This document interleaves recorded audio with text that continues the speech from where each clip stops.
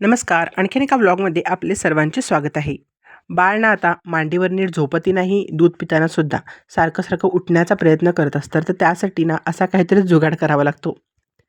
तर त्यानंतर मी झालेली आहे फ्रेश आणि हा जो ड्रेस मी घातलेला आहे तो हा फ्लिपकार्टवरून घेतला होता. तो कॉटन मिक्स आहे. कुर्ती, दुपट्टा आणि पॅन्ट असा सेट आहे हा. यावर एम्ब्रॉयडरी केलेली आहे. याचा दुपट्टा तर खूपच छान आहे.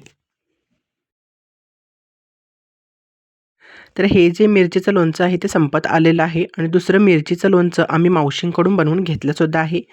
आणि पप्पांनी ना हा कारल्याचं लोणचं विकत आणलेलं होतं, पण यासाठी वापरलेलं तेल काही चांगलं वाटत नाही आहे, त्यामुळे आम्ही खाल्लं नाही. मी हळूहळू सर्व प्रकारची लोणची घालायला शिकणार आहे, जेणेकरून माझ्या घरच्यांना फ्रेश साहित्यापासून बनवलेलं खायला भेटेल. आणि इथं केलेलं आहे मी दुपारचं जेवण. त्यानंतर आलं होतं माझं पार्सल. तर मी मिशोवरून चप्पल मागवलेले होते. तर ते आज आलेले आहेत. दिसायला खूप छान आहेत. सिंपल असे आहेत. 1 इंच छोटे पडत आहेत मला. पण हे मी रिटर्न करणार नाही. तसं पण आता कुठं मला जास्त चालावंसुद्धा लागत नाही. आणि मम्मीसाठीसुद्धा अजून चप्पल मागवायची आहेत. आणि आज माझा बर्थडे आहे. तर आज बर्थडे दिवशीच हे चप्पल मला भेटलेले आहेत. तर खूप छान याच्यावरती जे ग्लिटर आहे ना, ते खूप छान शायनिंग करतं घातल्यानंतर.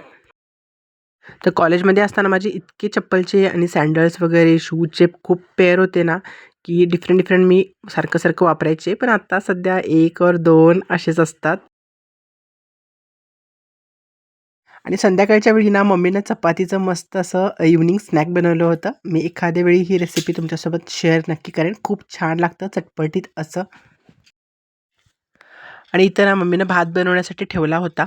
तर इथं मी भातामध्ये घालत आहे 1 चमचा तूप, त्याच्यानंतर थोडासा लिंबू रस आणि थोडंसं चवीसाठी मीठ. तर लिंबू रस घातल्यामुळे काय होतं, तर भात पांढरा शुभ्र होतो आणि तूप घातल्यामुळे कसा भात सुटसुटीत होतो. तर मला थोडंसं घालायला वेळ झालेला आहे, कारण त्यातलं पाणी थोडंसं मुरत आलेलं आहे. तरीसुद्धा भात पांढरा शुभ्र आणि टेस्टी झाला होता.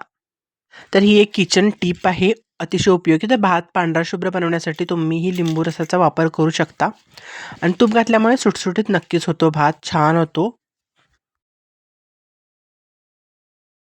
आता कसं बाळ लहान आहे ना, त्यामुळे मला जास्त वेळ किचनमध्ये घालवता येत नाही. तर बाळासोबत माझा जास्तीत जास्त वेळ जातो.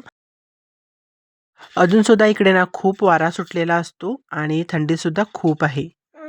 आणि माझा आज बर्थडे असल्यामुळे हसबंडसुद्धा आलेले होते, तर ते केक घेऊन आले होते आणि पप्पांनीही एक केक आणला होता माझ्यासाठी. तर हा चॉकलेट केक जो आहे तो हसबंड घेऊन आले होते आणि हा पप्पा घेऊन आलेले आहेत. तर आम्ही छोटंसं सेलिब्रेशन केलं. आजच्यासाठी एवढंच. Take care friends. Bye bye.